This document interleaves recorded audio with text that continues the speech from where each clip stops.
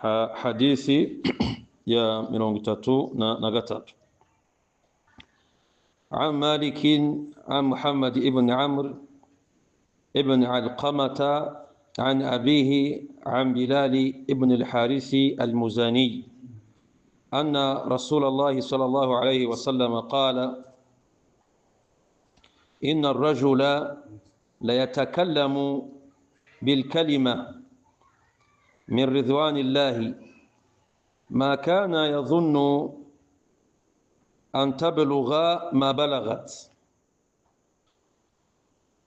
يكتب الله له بها رضوانه إلى يوم يلقاه وإن الرجل ليتكلم بالكلمة من سخط الله ما كان يظن أن تبلغ ما بلغت يكتب الله له بها سخطه إلى يوم القيامة. أي حديث busobanuro bwayo bwihuse turinjira mu busobanuro bwimbitse nyuma ngo intumwa y'Imana Muhammad sallallahu alaihi wasallam yaravuze iti inna ar-rajula la yatakallamu bil kalimati min ridwanillah, ngo umuntu ashobora kuvuga ijambo amwe mu majambo akavuga ijambo rishimishije Allah subhanahu wa ta'ala ma kana yadhunnu an tablugha ma balagat, ariko ntaryiteho ngana keke kiryo jambo rishobora kuba ryamugeza ku byiza runaka we ntabikeke. yaktubu Allahu lahu biha ridwanahu ila yawmi yalqahu, ngo Allah likamushimisha akarimwandikiraho ibihembo birimo n'ijuru, ibyo bikazagumya gutyo kuzageza igihe azahurira na Allah subhanahu wa ta'ala. ariko ngo wa inna rajula, ngo umuntu la yatakallamu bil kalimati, ngashobora kuvuga ijambo min sakhti llahi, mu magambo yarakaza Allah subhanahu wa ta'ala, ma kana yadhunnu an tablugha ma balagat, akaba atazi atakeka kiryo jambo rishobora kurakaza Allah subhanahu wa ta'ala likamuzanira ibibazo runaka nko kuba byamugeza no kumushira mu muriro, we ntabikeke. yaktubu Allahu lahu biha sakhtahu ila yawmi yalqahu, Allah akaba yamwandikira kiryo jambo ryarakaje Allah akamwandikira n'umuriro kuzageza igihe azahurira na Allah subhanahu wa ta'ala. ma ma'na hadha alhadith? iyi hadithi mu buryo bwimbitse isobanuye iki? intumwa y'Imana Muhammad sallallahu alaihi wasallam yavuze ngo inna ar-rajula la yatakallamu bil kalimati min ridwanillah, ngo mu by'ukuri kwanza mbere ko twinjira muri iyi hadith, bavandimwe Islam, ururimi ni inyama ikomeye cyane Allah subhanahu wa ta'ala yaremeye umuntu kugira ngo buriya mu bimenyetso bya Allah subhanahu wa ta'ala harimo n'ururimi.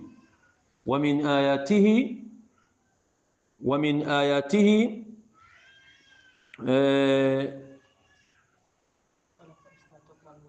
naam, Allah subhanahu wa ta'ala yagaragaje yuko mu bimenyetso bye nuko yabaremeye indimi, noneho izo ndimi akazitandukanya mu mivugire, nkuko yabatandukanyije muki ku mabara yanyu. ururimi rero tuvuga ni ikimenyetso gikomeye cya Allah subhanahu wa ta'ala, ko umuntu avuga ari nabyo buriya abantu bananiwe gusobanura. hari abantu bafite imyemerere cyangwa se imyumvire ngo abantu batemera Imana, bavuga ngo ni abanyabwenge ntabwo bemera Imana, bakavuga ngo umuntu ngo yaturutse hehe, ngo ku nkima cyangwa inkuge cyangwa ingagi cyangwa inkende cyangwa uko babyita, ngo noneho ko yagiye ngo ari gukura, ngo umurizo ngo ugenda ngo uri kuvaho, ngo umurizo ngo ugenda uri kuvaho. iyo abantu bashaka guhakana Allah subhanahu wa ta'ala ntibabura ibyo shaytani bajyanamo bakayoba, ariko noneho bibagirwa ikibazo cy'ururimi. iyo ibyo bavuga biza kuba ari ukuri, biriya bikoko byakabaye bivuga, bikaganira, bikungurana ibitekerezo. noneho no kuba Allah subhanahu wa ta'ala yaratandukanyije, Allah subhanahu wa ta'ala yaratandukanyije izi ndimi zacu, nacyo ni ikindi kimenyetso gikomeye cyane cyangwa aho wabafatira, kubera ko ushobora kubabaza hari ukuntu bivangavanga bakaba bavuga ati indimi urabona byagenze gutya, ariko Allah buri umwe gutandukanya ururimi rwe n'urwa mugenzi we. Allah yaravuze ati wa min ayatihi khalqu samawati wal ardi wa ikhtilafu alsinatikum wa alwanikum inna fi dhalika la ayatin lil alimin. Umva iyi aya uburyo bivugitse ngo Allah subhanahu wa ta'ala mu bimenyetso bye harimo kurema ibirere n'isi, ariko noneho hakajyamo gutandukanya indimi zanyu n'amabara yanyu, kubera ko bariya hari ukuntu bivanga ngo iby'ururimi ngibiki n'ibiki. Kuba abantu bavuga ururimi rukavuga ni ikimenyetso simusiga cy'ubuhambare bwa Allah subhanahu wa ta'ala. Noneho bikaza aho ushobora gusanga umuntu ari umwe akavuga indimi 100, umuntu ari umwe akafite ubushobozi bwo kuvuga indimi 100 cyangwa indimi 50, akaba yakoresha amagambo ahangaha akavuga Kinyarwanda, Igiswahili, Igisomali, Igishinwa, Igiportugal, indimi nk'ijana akazivuga. Ibi biracyagaragaza ubuhambare bw'aya magambo twe tuba dusoma muri Qur'ani kuri surati Rum aya ya 22. Ahangaha nagiraga tugaruke kuri neema n'abantu ntibazatubesha. Hari byinshi bidutandukanya n'iki, bidutandukanya n'izo nyamaswa cyangwa se nayo matungo. Hari byinshi bidutandukanya n'izo nyamaswa cyangwa se nayo matungo. Ubwo rero ntabwo umuntu bakwiye kugendera mu bitekerezo byabo bapagani cyangwa se abo batemera al-mulhidun, abo batemera Allah subhanahu wa ta'ala. Ntabwo ngende ushaka kugaruka kuri iyi hadisi aho ngaho, nagira gusa nerekane ubuhambare bw'ururimi. Ururimi rero ni inyama, kuba ari akanyama gato cyane mu buhambare bwa Allah subhanahu wa ta'ala ku rurimi. Mu ngingo zorohereye ntoya zitapima n'amagarama menshi harimo ururimi. Reka ururimi rwose, ururimi buriya ukase kano kabanza hano ukagakata, waba ukoze ikintu gikomeye cyane ku muntu, waba umwangirije ubuzima. Kano kabanza ugakase, kano kabanza kuvuga byaba ikibazo gikomeye cyane. Ibi byose biri mu buhambare bwo kunoza tabarakallahu ahsanul khaliqin. Ibi biri mu buhambare bwo kunoza imiremere ya Allah subhanahu wa ta'ala. Yani bagize ako bakuraho kandi imbere gusa bakagakata, abantu babakurangije buriya bawukoreye ibintu bibi cyane. Aho kantu rero ureba kadapima amagarama, kadapima ikiro, kadapima. Buriya ku mubiri wa mwene Adamu hari ingingo ebyiri. Urugingo rwitwa umutima ruba ruri indani, n'urugingo rwitwa ururimi. Buriya ururimi rwo rugaragaza umuntu wari we. Buriya umuntu tumumenye iyo avuze. Iyo nza kuba naraje ahangaha ntavuga, ntabwo ari kumenya undi wese, mwari kumenya gute? Nahita bikamenyekana ko mpise, mukabona hano umubiri urahise, ariko mwagorana ku describinga cyangwa se kusobanura buriya ninde ni igiki. Umuntu rero amenyekana iyo akoze iki, iyo avuze. Umuntu agizwe n'ibintu bibiri, ari byo umutima we hamwe n'iki, no gukora iki, no kuvuga. Aho nshaka kugira rero iyi nyama y'ururimi, nyuma yuko turebye ibyiza byayo cyangwa se ubuhambare bwayo, ni inyama tugomba kwitondera mu buzima bwacu bwa buri munsi. Ni inyama tugomba kwitondera. N'intumwa y'Imana Muhammad sallallahu alaihi wasallam yigeze kubwira umusahaba, aravuga ati uzacunge hano, uzacunge arahatunga iyi nyama, iyi uzayicunge. Umusahaba aramubwira ati se ururimi ko rudakora kuvuga gusa? Mutubona mubwira ati nta kintu gikomeye kizatuma abantu binjira muri jahannam ku bwinshi nk'iyo nyama uri gukenesha. ibi by'abantu bakoresha ururimi rushobora gutuma abantu mu gihugu bamarana. Umuntu ashobora kuvuga ijambo gusa bitewe n'uwari we uburyo arivuze, abantu bugacya bamaranye bikarangira kurivuga gusa, bose bagahigana, cyangwa se akarivuga abantu bakabyuka bari gutunganya igihugu bari kugikora neza. Iyi nyama rero ntabwo ari inyama yo gukinisha, ni inyama niyo Imana Muhammad sallallahu alaihi wasallam yatubwiye ngo uzi ko yemera Allah subhanahu wa ta'ala, man kana yu'min billahi wal yawmil akhir falyaqul khayran aw liyasmut. Uwemera Allah subhanahu wa ta'ala n'umunsi w'imperuka akawemera, ajya avuga amagambo meza cyangwa yicecekera, kubera ko ibyo tugiye kuzahura nabyo yawmul qiyama ibyinshi nibizanwa n'iki? N'iyi nyama y'ururimi. Iyi nyama hari bamwe mu bantu bajyaga bavuga ngo awradanil mawarid, iyi nyama niyo yanzaniye ibibazo byose mfite kuri iyi si. Iyi nyama niyo yanzaniye ibibazo byose mfite kuri iyi si.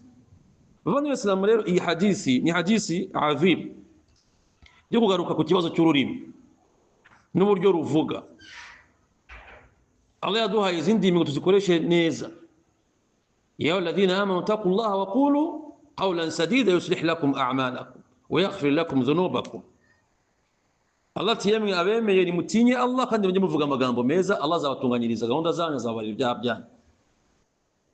Ubu rero nibazo duhura nabyo akenshi ni uburyo dukoreshamo indimi zacu. Iyi nyama y'ururimi kabisa tugerageze. Mbere yo kuvuga ni byiza kubanza kureba ibyo ugiye kuvuga. Besilamu hari abantu kabisa inyama bayikoresha nabi. Amagambo yavuzwe yose n'amagambo ya kibura, yavuga andi magambo n'amagambo yo guteranya, yavuga andi magambo n'amagambo yuzuyemo ubuhakanyi, yavuga. Ni byiza ko dukoresha ururimi rwacu mu magambo meza, adhkar, kunga abantu, gukora sulhu ku bantu, kwigisha abantu ibyiza, kwigisha gutanga sadaka, kubigisha ubuvandimwe n'ibindi, gusoma Qur'ani. Ururimi rwacu turubyaza umusaruro yawmul qiyama, tuzasanga twarakoze byinshi kubera runo rurimi.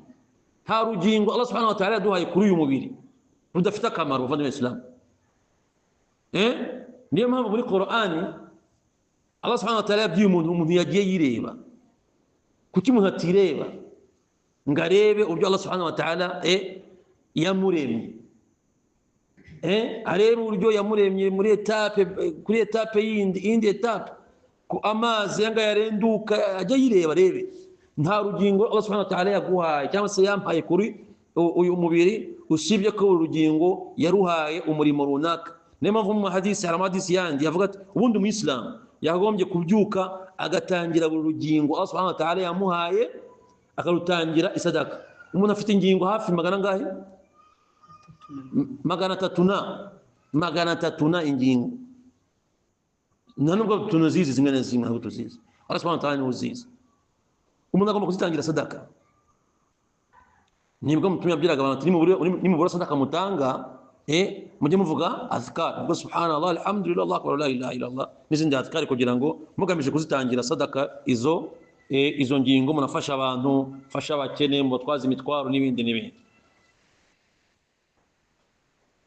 Uru rugingo bavandimwe Islamu rw'ururimi, intumwa y'Imana iravuze iti ngo mu by'ukuri umuntu ashobora kuvuga, inna rajula la yatakallamu bil kalimati, umuntu ashobora kuvuga ijambo min ridwanillah, mu magambo yashimishije Allah subhanahu wa ta'ala, mu magambo meza, mu magambo Allah akunze. Kuko amagambo arimo amoko abiri, amagambo Allah subhanahu wa ta'ala akunze n'amagambo Allah subhanahu wa ta'ala yanga. No mu magambo Allah subhanahu wa ta'ala akunze yahagarariwe n'irihe jambo rihagarariye amagambo Allah akunda, ni la ilaha illa Allah. Alam tara kayfa daraba Allahu mathalan kalimatan tayyibatan kashajaratin tayyibatin asluha thabitun wa far'uha fi sama. Allah subhanahu wa ta'ala yavuze iri jambo, niryo jambo la ilaha illa Allah, niryo Allah subhanahu wa ta'ala akunda kurusha andi majambo, niryo rihatse andi magambo. Niyo mpamvu tumaze gusara turayivuga cyane. Fa idha qadaytumus salata fadhkurullah, nimumara gusara muhita mukora iki? Adhkar. Muri adhkar dukora ijambo rikunda kugaruka, la ilaha illa Allah wahdahu la sharika lahu, lahul mulku wa lahul hamdu wa huwa ala kulli shay, la ilaha illa Allah ولا نعبد إلا إياه لا إله إلا الله مخلصين له الدين لا إله إلا الله له النعم ولا الفضل jambo tulivuga tumaze kusaba jambo rikomeye cyane isura tumaze gukora tukarishimangira rero hari n'amagambo yandi menshi meza hari n'amagambo menshi meza yaba arayo tubwira Allah subhanahu wa ta'ala yaba n'tubyana hagati yacu ngo umuntu ngashobora kuvuga ijambo rigashimisha Allah subhanahu wa ta'ala mu magambo Allah subhanahu wa ta'ala akunda ariko noneho mu zindi riwaya ngo ntagiteho bakarivuga gusa nangaha harimo kumenyereza umuyisilamu kugira kamere yo kwita ku magambo meza no kuvuga amagambo meza umuntu habe se kibi shara uvuga amagambo mabi toujours uri kanya mikanya agatukana akavuga amagambo mabi kuvuga ibintu byo gutesha amagambo yo kwiyemera amagambo yo gusebanya amagambo yo gupfobya idini amagambo ya kiburi amagambo yo kumva ko ngo ari gitangaza ngabandi bari hasi amagambo yani mabi y'ubugambanyi ya husda ya kufuru n'ibindi sasa uyu nguyu we ni umuntu uvuga amagambo yashimisha Allah ya iman ya ikhlas ya sunna ya mahabba ya sidqi wal ulfu wal insijam baina nas bavuga amagambo meza none ngashobora kuvuga ijambo Allah karyishimiye ariko we ntaryiteho ngo yaktubu Allahu lahu biha ridwana Allah kandi akayisa mwishimira Allah kandi atikubera iri jambo vuzanye ndakwishimiye ila yawmi yalqahu kuzageza ku munsi mperuka Allah ajya guha aljanna kubera rya jambo yigeze kuvuga niyo mpamvu tugomba gusukura amagambo yacu Allah subhanahu wa ta'ala yatujye muri Qur'an aya nyinshi cyane zivuga ku magambo tuvuge amagambo meza tayyib min alqawl amagambo meza ariko sindimi zacu zira amagambo meza ni ikibazo gikomeye cyane ko ushobora kuvuga ijambo wowe nturyiteho impamvu utaryitayeho nuko muri kamere yawe ukunda kuvuga amagambo meza none ushobora kurivuga nturyiteho Allah kari guhembera kuko riramushimishije subhanahu wa ta'ala urwo ni uruhande rwa mbere ngo wa inna ar-rajula la yatakallamu bil kalimati min sakhti Allah umuntu ashobora kuvuga ijambo mu majambo yarakaza Allah subhanahu wa ta'ala akavuga ijambo ry'ubuhakaye akavuga ijambo rya kiburi akavuga ijambo ryo guteranya abantu ko nababwiye ko bashobora kuvuga ijambo abantu bakamarana rimwe tu akaza hari ku muryango tu abantu bakamarana batangira kurwana kubera ijambo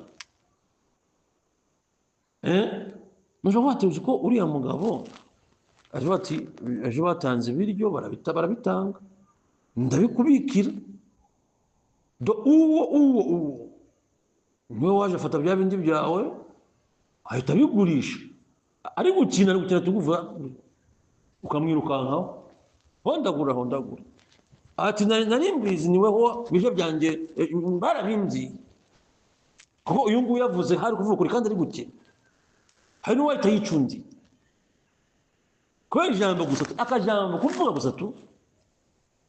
kuvuga gusa turabizi hari ubwo abantu binjira mu Islam usibye ku ijambo se no kubuvamo rimwe na rimwe si ijambo se banye ku Islam ijambo gusa tu Allah kamuha jana kamugira mu Islam ashhadu an la ilaha illa Allah wa ashhadu anna Muhammadar rasulullah hada mu Islam Allah kamuha jana ijambo tu bin way minuti guys izi ni fadla ijambo ni ikintu gikomeye cyane aina kalima twatangiye kugaragaza ubuhambare bwa Allah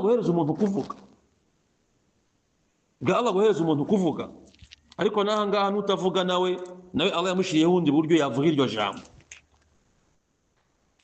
ati rero umuntu kuvuga ijambo rirakaza Allah subhanahu wa ta'ala Allah gahita mwandikira kamurakari none muri hadisi naho banditsemo umuntu haryiteho abantu amagambo nk'aya abantu bakunda kugukinisha amagambo njye umugabo nigeze kubona abantu abajyanye kuri restaurant b'abayisilamu bari kubakira urumva abaravuze b'abayisilamu b'abagabo kabisa bishyuwe yandi b'abanyacyubahiro bavuga ati arabatuka mbona abarundi nabo bakunda gutukana nabo ibintu Imana babarira bakunda gutukana ngimbwa bagatuka umwana we ngo nagapusi n'iki ntabwo ari byiza abafana b'Islam wala kad karramna bani adam Allah subhanahu wa ta'ala yahesheje icyubahiro mwene Adamu ni kiremwa cy'Allah subhanahu wa ta'ala kugita pusi ukoza amakosa cyane n'abantu bayihagarike, stop do it, uzime kubikora kubera ko Allah yise umuntu ateka intumwa y'Imana ngo bajye bamutoranyiriza amazina meza.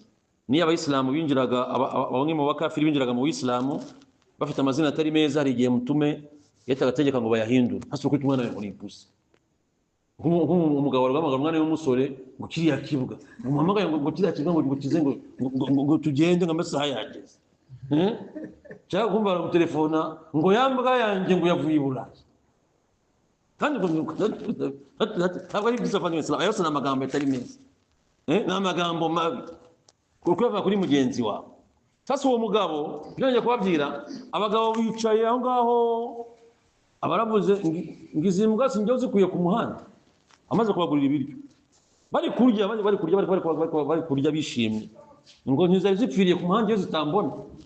Mama ijambo ryakaza Allah Subhanahu wa Ta'ala kwa kweli, ijambo ryakaza Allah Subhanahu wa Ta'ala. Kwanza uri kwiyemera uri gutuka ibiremwa bya Allah Subhanahu wa Ta'ala abantu hawe, none cya kabiri ukoza cya kindi Allah yabujije gucyura kubitanze. Amagambo nk'aya ntabwo Allah yakunda. Nandi magambo y'impaka mu myemerere, nk'umuntu naje mu Islam, ariko hanga ingiye twasariye, cyase kuni kusari, akuna taka konje. Amagambo mabi Sheikh. Allah Subhanahu wa Ta'ala umwuka guha wonyine awagaritse. Ibyo kuvuga babivuga. Allah ashobora kugufunga umunwa. Hari abantu babyuka babaye ibiragi mu gitondo cyupa, halasi ntabyo kuvuga. Ukamusuhuza ejo yari kuvuga salamu alaykum, amakuru bimeze bitese, wajya kubaza ngo byanze, biriho birazwi. Ntabwo ari umunyakomye kuvuga ijambo nk'ibyo ngibyo ngo hakwiye kuba karipo kabisa ko gusari kabisa. Yose ni amagambo mabi. Cyangwa umuntu aravuze hangarika Imana bana, Imana ngo sinzi kabisa, ngo uzi ko ngo amaze kugira imodoka ngo 18 ngo ngiye nta n'igare, Imana nayo bana. Yose ni amagambo mabi, amagambo ya kufuru, amagambo yo kwanga qadar.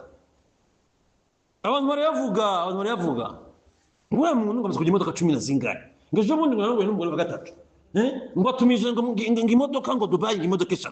Nje nicaye handi kugira ibigore nta n'ijana mfite, usura kubona ko Imana wako dafite mu busumbane ngibi. Ibyo ni kufuru.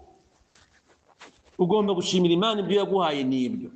Izi ni ingero z'amagambo mabi abantu bagenda bavuga yashobora kurakaza Allah Subhanahu wa Ta'ala, ukaba wakwandikirwa ko Imana ikurakare kugeza yawmul qiyamah, iyo ushira mu muriro kubera iryo jambo. Kandi abantu b'Islam amagambo nk'aya ngaya nibyo turi kuvuga, usanga umuntu atayitayeho akayavuga mu migaryo, akayavuga atari uko ari gucya byemera agira ngo yisekereze abantu. Ntabwo byemeye kuvuga ibintu by'ingibyo ngibyo gusetsa abantu bagaseka. Hari umugabo wigeze ku Simbizi, yigeze, ariko wenda wasanga ari meza Simbizi, Allahu a'lam, yigeze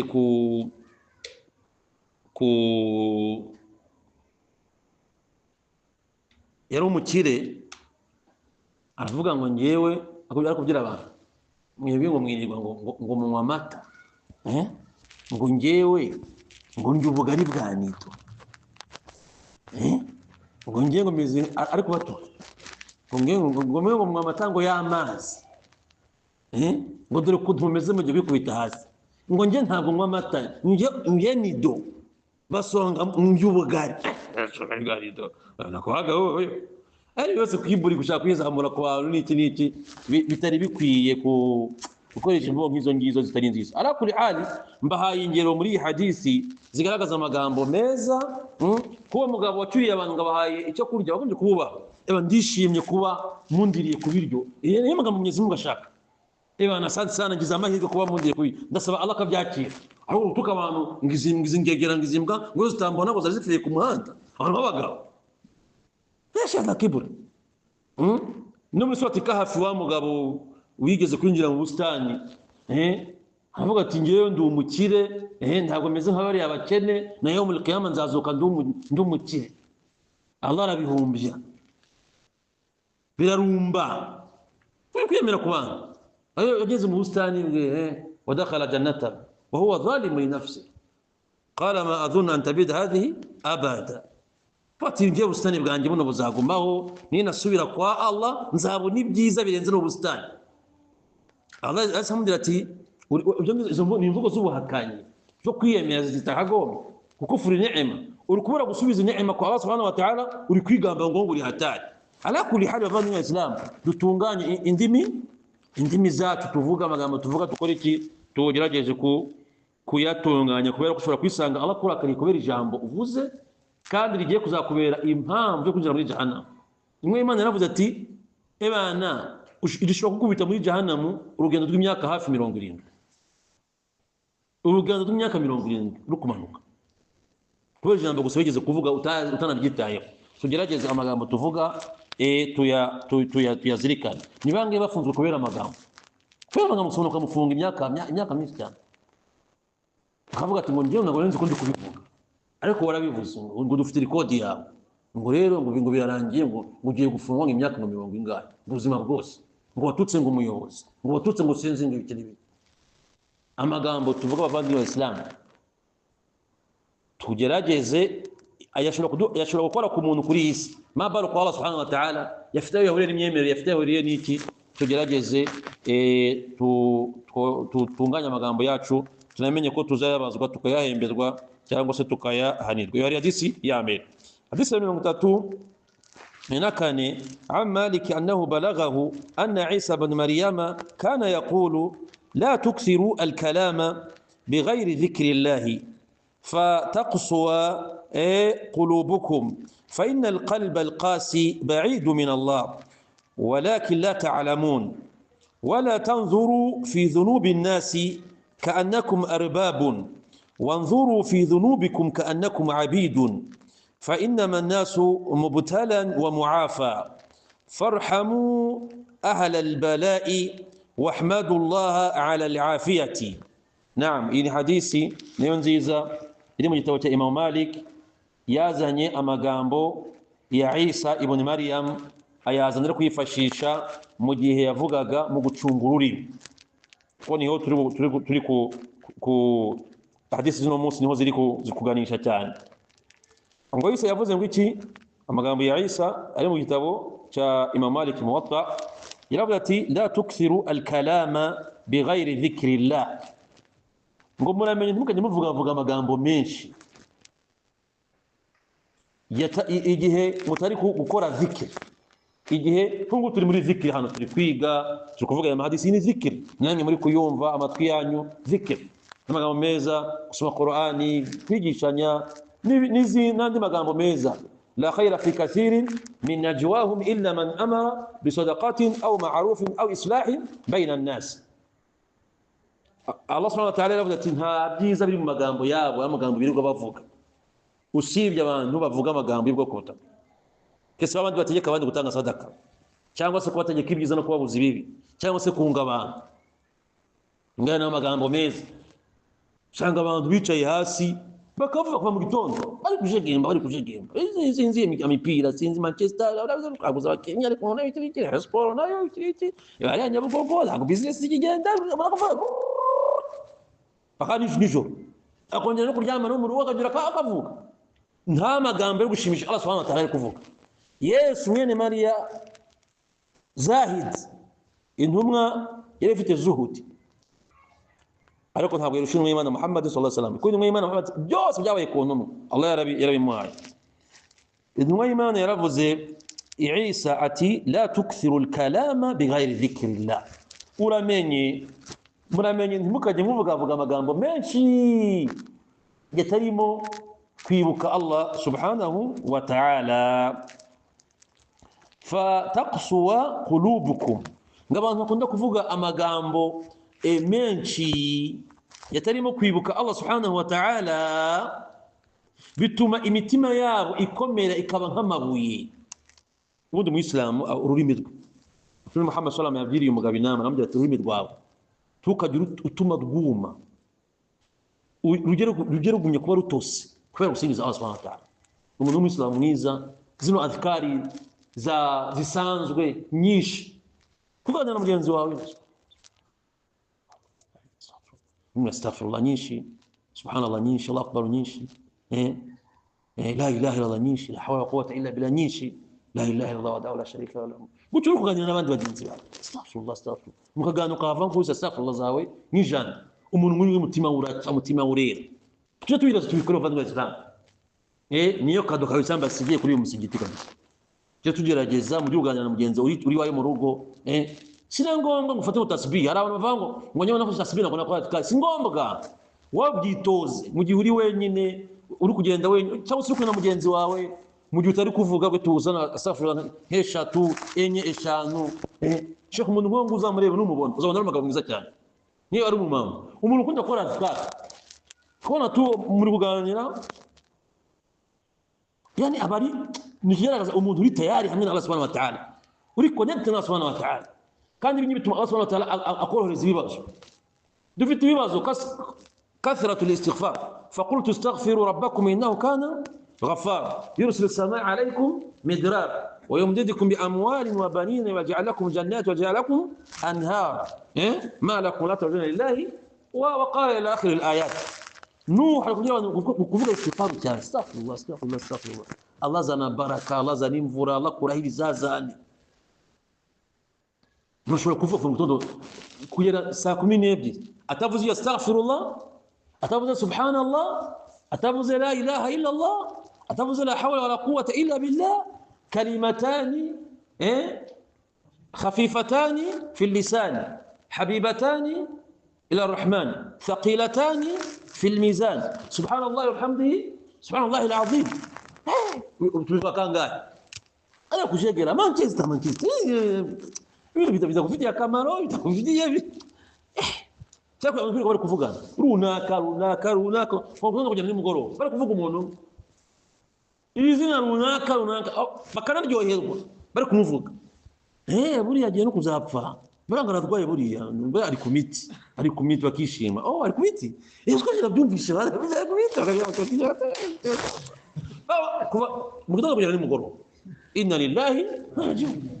Amasaha bari ku muntu bamwe bakajya ku mugore, bamwe bakajya ku bana be, bamwe bakajya kuri isi batanamuzi, bamwe bakajya kuri nyina batanamuzi. Kalam fari. Inna lillahi wa inna ilaihi raji'un.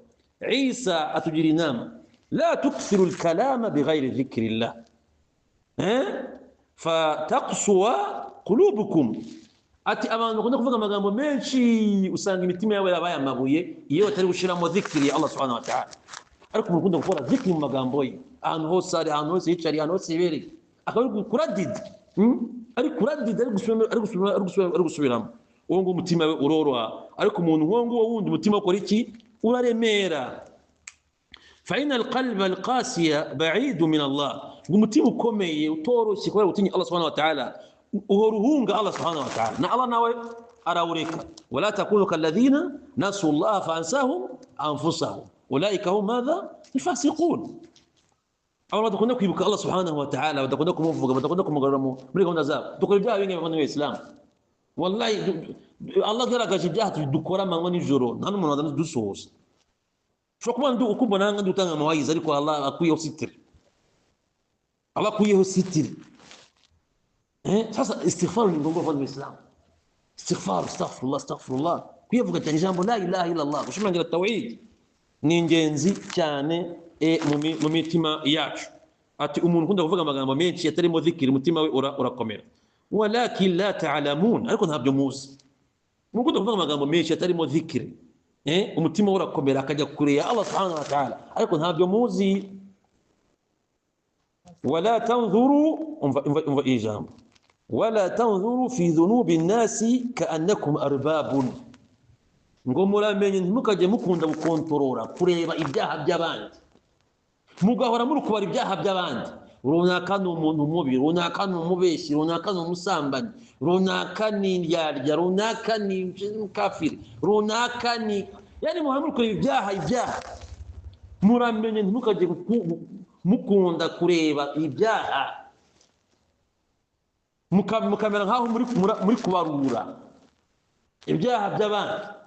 Mashobora kuza gatanga amawayiza akavuga ibyaha mareka ibyaha akavuga iki sawa, ariko hari abantu bihaye kwirirwa bari kureba ibyaha, uriya yakoze gutya, uriya akora gutya, uriya yirirwa muri ibi, uriya ari kwigira umuyisilamu mwiza, ari kwigira ngo ngo ni umushehe, abari kwigira ngo ni umuhaji, abari kwigira ariko niyo bakoze gutya, ejo bundi aryamanye na runaka, ejo bundi arya riba, ejo bundi yani ibyaha ngo muramenye ntimukajye mukunda guhora muri kureba ibyaha by'abandi muri kubigenzura nkaho muri abami babo ngabo. Umwami niwe uri kureba abagaragu bari kureba turiye yakoze iki, byagenze bite. Abantu bakigira abami ku bandi mu kubabarurira ibyaha. Yesu Isa ibn Maryam atugira inama yo kubireka. Aravuze ngo wanzuru, Yesu yavuga amagambo y'ubwenge cyane. Yesu aravuga ati wanzuru fi dhunubikum ka'annakum abid, mujye mureba ibyaha byanyu, mureba ibyanyu mwikontorore nkaho muri abagaragu bashobora guhita babihanirwa. Urabizi umugaragu akoze iki, ari kwigengesera kwa boss, atamusanga ni kosa, ati nanyu mujye mureba ibyaha byanyu, mujye mukontorora ibyaha byanyu nkaho muri abagaragu muri gutinya ko bashobuja bagiye kubibabaza bakabibahanira. Ariko si niko duteye, Allahu a'lam, niko duteye kweli. Abantu benshi bakunda kureba ibyaha by'abandi, n'umugore n'umugabo usanga n'utwana badushizemo, utwana dutoye tukaza tukicara bagatangira ngo jirani ngo vile ngo ni mtu mubaya, ngo vile ngo jirani ngana kunyanga na banki akana hoka kaza iyi na mimi nilimwona kuvuga mu bantu kuvuga iki kariho ntabwo ari biza kuba muri kuvuga kwanza we mugiye mu byaha nakana karaje mugashize mu byaha. Ngo mimi naona anatumana watu ile banki anaifuta analewa akana gatoya toka. Abantu bajya bisitinya abantu gukora ibyaha ku mugaragaro, umugore n'umugabo bagatera famiye runaka bakayivuga bakaruha. La hawla wala quwwata illa billah. Yesu yaravuze ngo Isa ibn Maryam fa inama nasu mubtalan wa muafa, ngabantu bari mingere ebyiri, hari abantu Imana yagerageje bateza ikibazo cy'ibyaha, hari n'abantu Imana yahaye ingabire ibakiza ibigeragezo by'ibyaha. fa inama nasu mubtalan wa muafa, ngabantu Allah subhanahu wa ta'ala yabashizemo ingeri ebyiri. Bamwe Allah arabagerageza bisanga mu byaha, bategetse gusaba Allah kubibakuramo no gukora istighfar no gukora tauba, ngabandi Allah bakiza ibyaha. Hari abantu kubisanga ibyaha byabo mashallah ari bikeya, biragoye kubavuga ngo umuntu udakora icyaha. Oya, Imana yavuze ngo iki? Imana yavuze ngo laula annakum tuznibuna la dhahaba Allah bikum wala ata biqawm yuznibuna fayastaghfiruna fayaghfiru Allah lahum. Iyo muza kuba mudakora ibyaha Allah ari kuzabakura akazana ibindi biremwa bikora ibyaha, bigakora ibyaha akabibabarira. Iyi hadisi ntabwo ari hadisi yo gushimangira ibyaha, ahubwo ni hadisi yerekana ko muri sifa za Allah subhanahu wa ta'ala harimo kubabarira. Iyo abantu badakora ibyaha, sifa yari gukora, iyi sifa ntabwo yari gukora. Muri sifa yo kwihari kandi Allah arayikunda, Allah akunda kubabarira. Niyo mpamvu akizeho abantu muri kamere yabo n'abanyabyaha. Ntabwo ari abantu bumva hadisi nabi, ngo Imana ngo yaravuze ngo abantu ngo n'abanyabyaha, ngo iyo batazakora ibyaha ngo yari kubakura ikazana ngo abandi we bana ngo simasikia bana. Alhamdulillah rabbil alamin. Huyu ni mjinga ajue mambo ya elimu. Allah yanga ibyaha, nubwo Allah akunda ibyaha. Ni Allah yabujije abantu gukora ibyaha. Alam ahad ilaykum ya bani adam alla ta'budu shaytana innahu lakum adu mubin wa an i'buduni hadha sirat mustaqim.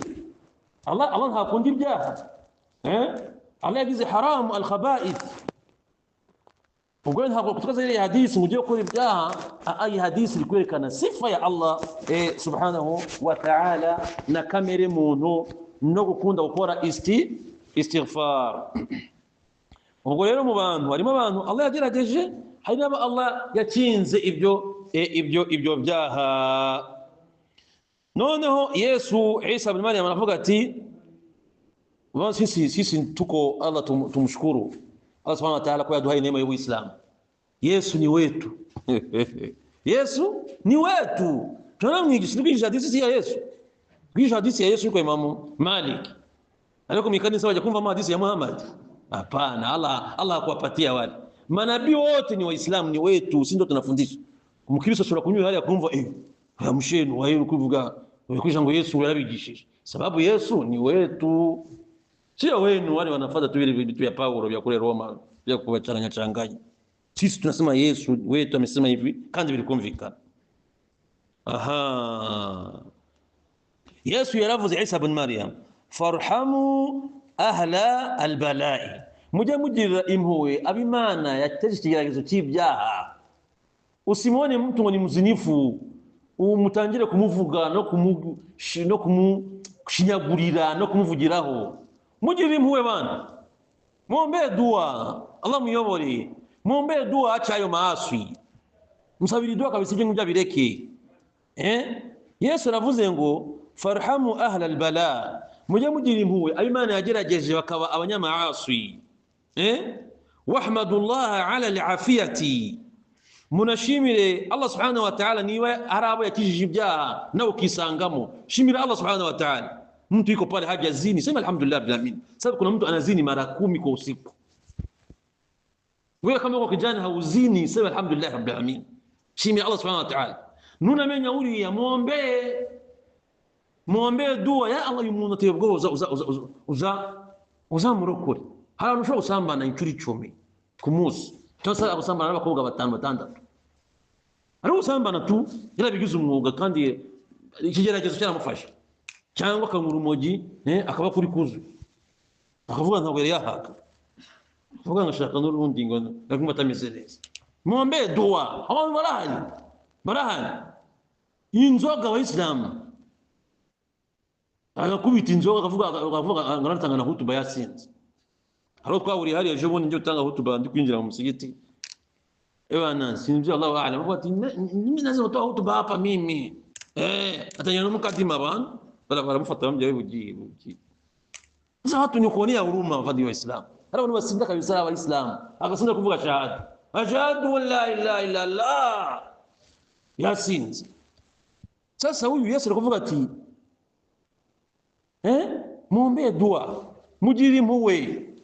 Noneho nawe ukora iki? Ushimire Allah subhanahu wa ta'ala niba Allah yaragutijije iki ibyaha. Abantu b'Islamu, iyi hadisi ya Yesu ya Isa ibn Maryam ni hadisi nayo azim, hadisi komeye cyane tuyitekerezeho. Hadisi ya 35 an Malik an al-Walid ibn Abdullah ibn Sayyad anna al-Muttalib ibn Abdullah ابن حنطب المخزومي أخبره أن رجلا سأل رسول الله صلى الله عليه وسلم ما الغيبة؟ فقال رسول الله صلى الله عليه وسلم أن تذكر من المرء ما يكره أن يسمع. فقال يا رسول الله وإن كان حقا؟ قال رسول الله صلى الله عليه وسلم إذا قلت باطلا فذلك البهتان. نعم. Hii hadithi ya 35 ni hadithi ngo umwe mu basangira ngendo yaraje abaza intumwa y'Imana Muhammad sallallahu alaihi wasallam mal ghiba, kurya inyama z'umuntu mu buryo bwo kumuvuga ngo niki bisobanuye iki? Intumwa y'Imana Muhammad sallallahu alaihi wasallam yasubiza iti an tadhkura min al-mar'i ma yakrahu an yasma'u, nukuvuga ku muntu ibitamushimisha aramutse abyumvise uri kubimuvugaho bitamushimisha. Noneho intumwa y'Imana Muhammad sallallahu alaihi wasallam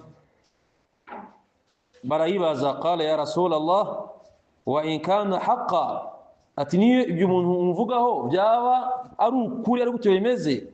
Qala sallallahu alaihi wasallam idha qulta batilan fadhalika albuhtan, ati niyo ibyo uvuga byaba bimuriho, ati nukumurya inyama. Ariko igihe wavuga ibitamuriho ngibyo ngibyo no gukora iki?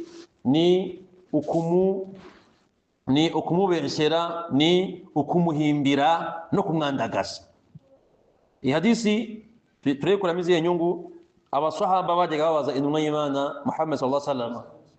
Huko mu zindi hadisi intumwa y'Imana Muhammad sallallahu alaihi wasallam niyo yababajije, atadiruna mal ghiba, mwamuzi kurya inyama z'umuntu wapfuye? Mwamuzi kuba abantu barya inyama za mugenzi wabo ameze nk'umurambo? Allah yavuze ngo iki? Abuza iki gikorwa cyo kuvugana umuntu adahari. Iyo twavuga umuntu wari kuvuga mugenzi we abasanga kunyana, wala yaghtab ba'dukum ba'da ayuhibbu ahadukum an ya'kula lahma akhihi maytan fakarihtumuhu. Allah yaravuze ati abantu bakajya bavugana. Igikorwa cyo kuvugana n'abantu b'Islamu ni igikorwa kibi cyane. Abantu kwicara runaka bakamuvuga ibyiza bye, ibibi bye, ubushako bwe, abana be, imitungo ye, ibibazo bye, ibiki, bakirirwa muri ibyo. Allah subhanahu wa ta'ala yerekanye ngo ni nko kumurya inyama ari muzima, mukazirya ari intumbi. Yani umuntu gupfa bakamurya inyama ziri kunuka zaboze zimeze nabi. Iyo abantu baza kumenya uyu murongo wa Qur'an ntabwo bakagenda kuvugana. Iyo abantu baza kumenya umurongo wa Qur'an, umuntu akajya atangira ibiganiro bya mugenzi we uvuga ati stop, ukareba ibyawe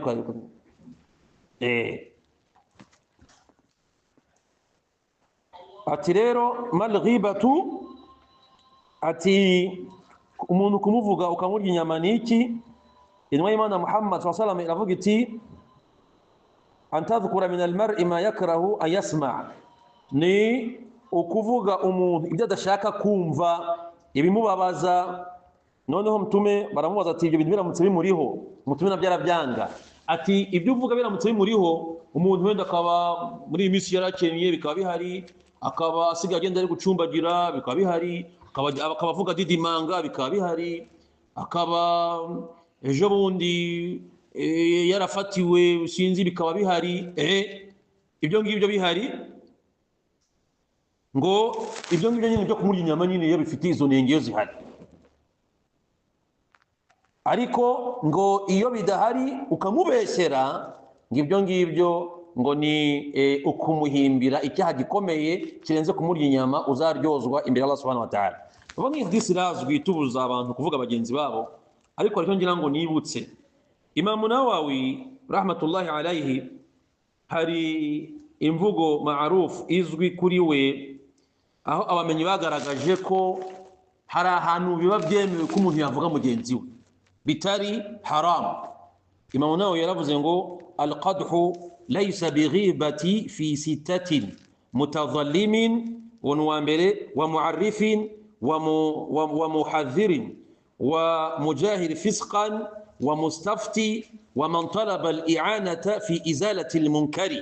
Imam Nawawi yaravuze ngo hari abantu batandatu ntabwo uramutse ubavuze badahari ari ukubarya inyama. Ntabwo uramutse ubavuze badahari byaba ari kubarya inyama. Uwa mbere ni umuntu wahugujwe, akaba ari kuvuga bamuhuguje kugira ngo haki ye igarurwe. Tuvuga agiye ku muyobozi, agiye kuwushinzwe kugaruza ibintu bateye ko runaka, biba ni umuntu umwe. Ejo bundi yanteye mu rugo, njye mfite n'amafoto, niyo ntoboreye inzu. Ibi ngibi ugushaka ugarurizwe ukuri kwawe. Ibi ngibi ntabwo ari kurya umuntu inyama. Umuntu yahugujwe cyangwa se ari kurenganywa, akajya kubwira ababishinzwe, akaba ajya kureba akababwira, akamuvuga. N'aha ngaha harimo umuntu watakaje ikintu, ari kukivuga, cyangwa se bikaba ngombwa ko avuga, ari kumenyekanisha umuntu runaka ku kintu runaka. Njyewe ndi kurangisha abantu, hari umugabo nje gusura nahabuze ngiye kuraranza.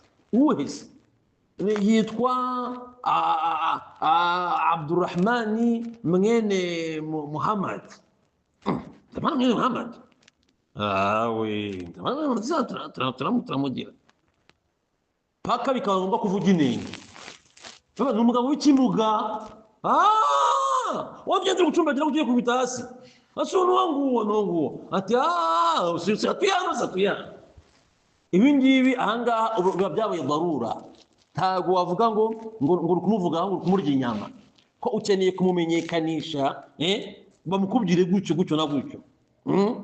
Wa muhadhiri, hari n'umuntu kuba ari kwihanangiriza abantu babi runaka.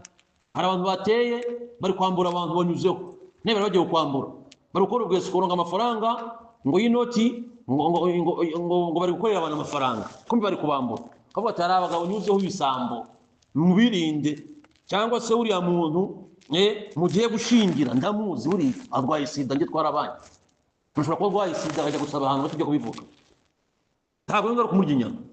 nayo mpamvu hari abantu baza kugisha mutume inama. Hari umugore witwa Hindu yigeze kuza kwa mutume Muhammad aje kumugisha inama ngo kubagabo yaragiye kurongora. Mutume aramubuza amubwira ati uwo mugabo uri kuvuga sinzi witwa Abu Sufyan na Abu Jahal umwe ebana yirigo mu masafari ntago azakuryama azamara kugushira mu zate yigende atakubita inkoni nyano kutubu yigende uwundi uri kuvuga uwo nguru kuvuga ni fa'alu kula malana numukene muzinzari zakwica. Umutume aramubwira ati genda uje ushake uwitwa Usama bari gukora iki ugushaka. Mutume yamugiriye inama. Mutume nawe yarabavuza avuga ati abo ngabo uri kuvuga ngo bihorere babavuga inenge. Mutume bavuga inenge.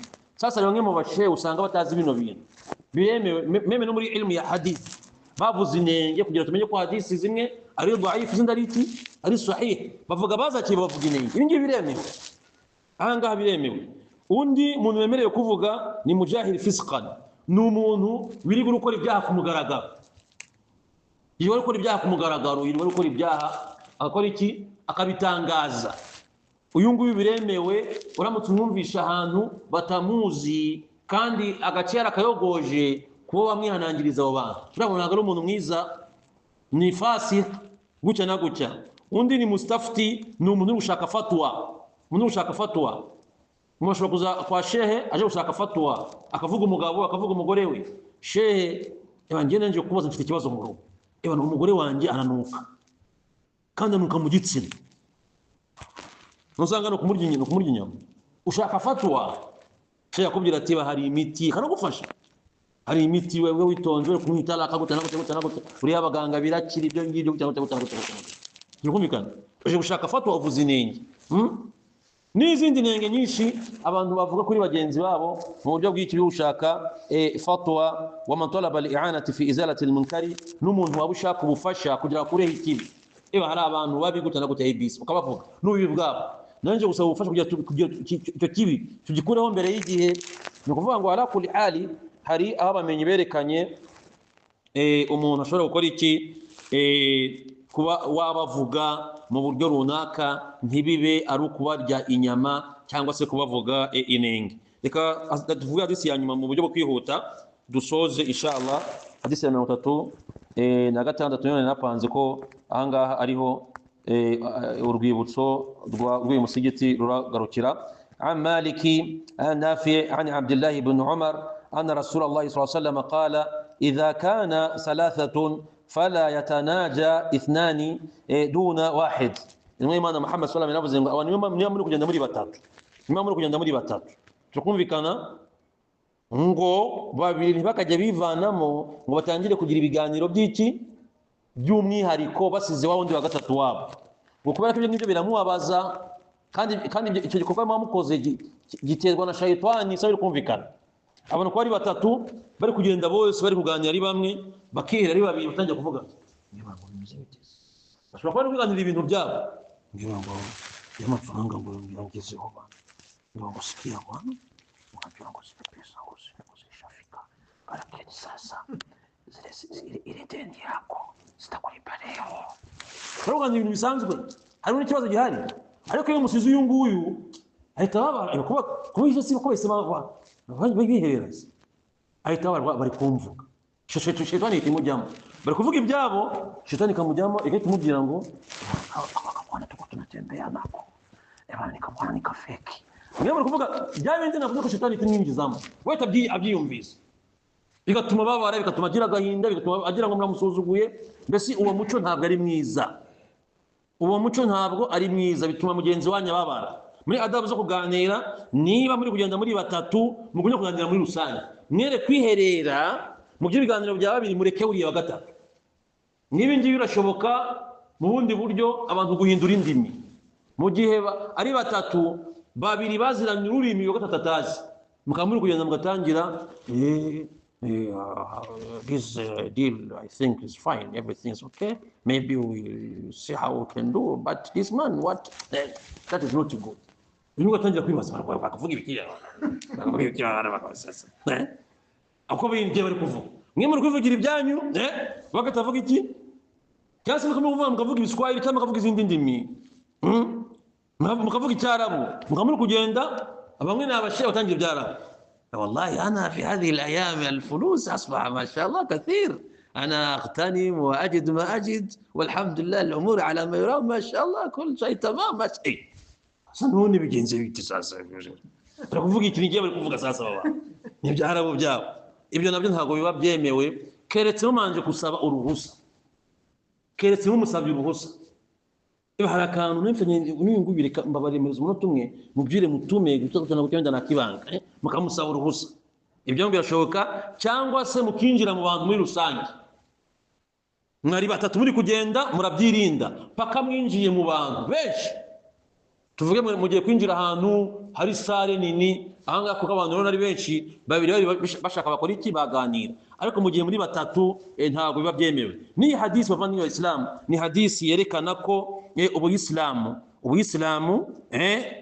bwaje gusigasira urukundo rw'abemera Imana hagati yabo ubuyisilamu bwaje gusigasira urukundo rw'abemera Imana hagati yabo no gushira kure icyari cyo cyose cyateza indugunda n'umwiryane n'umutima mubi hagati y'abayisilamu iyi hadisi nicyo yaje gukora iki gushimangira reka numbashimire inshallah tusozereza ahangaha tuzakomeza hadisi zikurikiyeho ku wundi musigiti wallahu a'lam wa sallallahu ala sayyidina Muhammad sallallahu alayhi wa sallam wa assalamu alaykum wa rahmatullahi wa barakatuh.